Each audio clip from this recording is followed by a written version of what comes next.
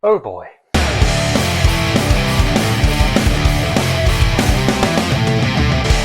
Great Britain during the 2010s and early 2020s. There's a lot to remember from that period. We had the rise and popularity of smartphones, we had the 2012 Olympics, and we do remember the Marvel Universe bringing out banger after banger every single year. Although I'm sorry to say that's no longer the case as of 2019 for the most part. And if you're someone like me who grew up during that period, you might also remember politically all the years of Tory government screwing us over. At 14 years, 5 leaders, well, 5.5 if you count Nick Clegg, all of which seem to get worse and worse progressively with each passing ministry. Generally, mentioning the names David Cameron or Boris Johnson are to me as to what the north of England felt towards Margaret Thatcher in the 1980s and early 90s, and ever since. But what exactly did these governments do to make us, the public, dislike them so much that we overwhelmingly voted them out in 2024 and a landslide victory for the Labour Party, and causing the Tories to suffer their worst defeat in over 100 years?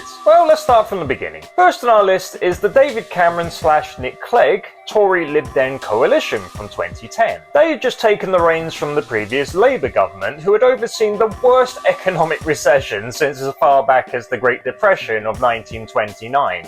And the country's coffers were not looking very good as a result. There was the proposed solution to this dilemma. One word: austerity. Now, austerity was supposed to balance the books, but it turns out it was, and still is, a total load of horse manure. The measures mainly targeted making cuts to public services, and it was the lower classes that felt the full force of this the most. See, the problem is, if you want a stagnant economy to get up and running again, well, the worst thing you can do is make sure that most of the people living in that country's economy aren't able to spend any money onto it, which is exactly what happened.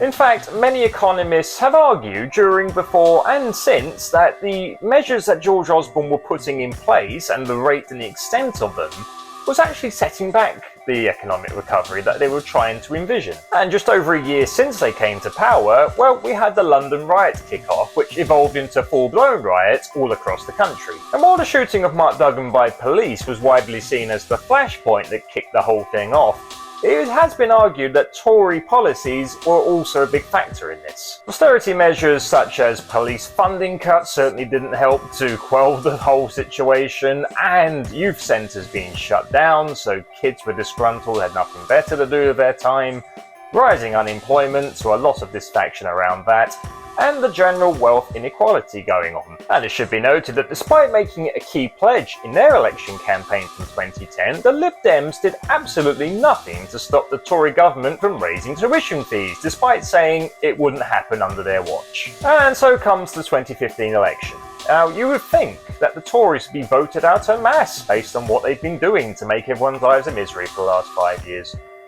Nope. Instead, David Cameron managed to increase his majority in the House of Commons, past the 325 magic number that allowed him to have a majority government and no longer needed the Lib Dems, who I might add were practically wiped out, retaining only 8 seats. So we had David Cameron and George Osborne round 2 for another 5 years, or so we thought. See, there was a lot of discontent among the Eurosceptic wing of the Tory party about the UK being in Europe still. Prior to our own general election, we had the European Parliament elections of 2014, in which Nigel Farage and his UKIP party managed to storm into first place. So heading into the summer of 2016, Dave decides to give the entire UK a vote on whether they want to stay in the EU or leave it. And in hindsight, it was an idea about as bright as an eclipse. Instead of winning the vote on behalf of Remain, like he thought he was going to do quite easily, we ended up voting 52% to leave, over 48% Remain. But don't worry, Dave was going to stick it out and try and fix the mess he got the whole country into, right? Well, initially he did say he was going to stick around and do what he needed to do to make Brexit work, but no, very soon after, he decided to leave. But for someone who was so pro-Remain during this campaign, he wasn't so fond of remaining in his job to fix the mess he created, now was he? So up steps former Home Secretary Theresa May, the second woman Prime Minister we've ever had, and also the first one since Margaret Thatcher in the 1990s. A year into the job, she decides to hold a snap election to cement her place as the Tory leader and leader of the country. But instead, she ended up throwing away the majority she already had, so she didn't have enough seats, she had to turn to the Democratic Unionist Party of Northern Ireland, to prop up her minority government. I'm assuming the Lib Dems weren't available this time, or they just didn't want another kicking in the polls. The most noticeable moments involve dealing with the aftermath of Grenfell, the Manchester Arena bombings, and doing the robot dance to Dancing Queen by ABBA at the Tory conference. She's also best remembered for failing to get Brexit done, repeatedly having any kind of legislation rejected by the House of Commons, including by members of her own party. Having failed to get anything done in that regard whatsoever, she decided to up sticks, and along came Boris Johnson. Though Boris did what Boris had to do, and he campaigned mainly on getting Brexit done, which a lot of people probably had a lot of faith in him because he's the same guy who helped get us into the mess in the first place, including with that delightful red bus with that misleading message about giving £350 million a week to the NHS instead of the EU. Like Theresa May before him, Boris decided to hold a snap election, except unlike her, he managed to win an overwhelming majority. And apparently the UK population who voted for him had very short-term memories in forgetting the 9 years prior to him of brutal Tory austerity. But with his huge mandate, he decided to finally get Brexit done, as he'd been harping on for several weeks. And he did. It just wasn't a really good deal, to be fair. And we're still suffering the aftermath of it today. But he did get it done. We're just not seeing £350 million a week going into our NHS. Then out of nowhere, we get a lovely pandemic come out of China and spreads throughout the whole world. It's called COVID-19. And thus, all Tory efforts with austerity to reduce the national deficit are wiped out just like that. In the meantime, Boris does what he has to do to lead the country through this massive crisis by implementing lockdowns and other measures designed to stop the spread of the virus and protecting the NHS. What we're also seeing during this time is the government dishing out PPE contracts and all that to help stem the flow of the virus to friends and friends of friends of the government. We're seeing the elderly being wiped out in care homes owing to Health Secretary Matt Hancock's incompetence, and we're seeing Boris Johnson's own special advisor Dominic Cummings breaking his own lockdown rules and being allowed to keep his job while making up the worst excuse in history to defend his actions. And if all this isn't bad enough, it turns out that Boris was holding parties during the subsequent Christmas period where no one was allowed to see their families or express Christmas joy whatsoever, but here he is, caught on camera no less, taking part in all these parties, after denying he knew any knowledge of them. So the man's gone from being practically invincible to, within a few months, seen as taking the colossal Michael out of the whole lot of us, including by members of his own cabinet and party. In fact, his popularity never really recovered from these scandals, and just to top it all off, one of his own cabinet appointees, Chris Pincher,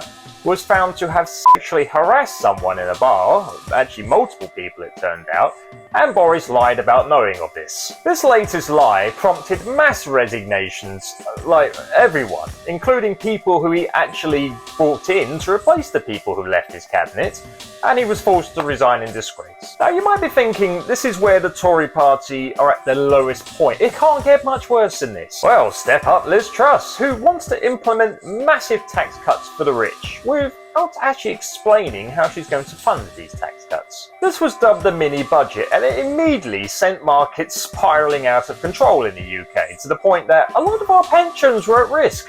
So thank you for that, Liz. With the economy tumbling and seeing billions wiped off of value, well, there had to be a scapegoat for all this. It wasn't going to be Liz, though. She was going to throw her Chancellor, Kwasi Kwarteng, under the bus, try to give herself some time. Unfortunately for Liz, it was too little too late, and she herself fell on her swords.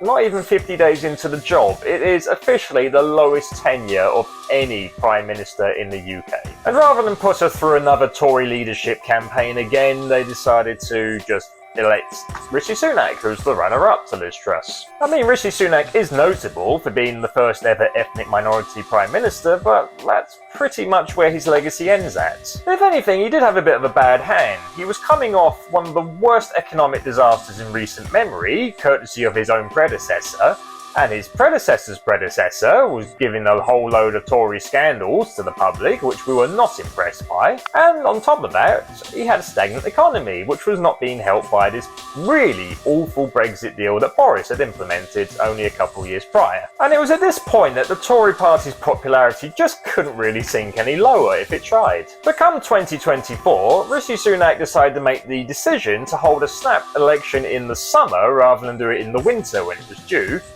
pretty much just to get it out the way with. All the polls indicated a massive swing towards the Labour government, heralded by Keir Starmer, and there wasn't really much Rishi Sunak could do about it. The Tory Titanic was well on its way to hitting that iceberg, and there was nothing that could be done to stop it. And inevitably, they lost badly. They got absolutely thrashed, the worst result in probably their history, or at least in over 100 years, and Keir Starmer won quite handily, with over 400 seats in government, and thus brought to an end one of the most woeful eras of UK governments in recent history. And believe me, I was sitting with a popcorn bowl, eagerly awaiting those results as they came in on the night. And that brings to an end a brief history of Tory governments in the UK between 2010 and 2024. I hope you enjoyed it. If you did, feel free to like the video and subscribe for more. Thank you very much.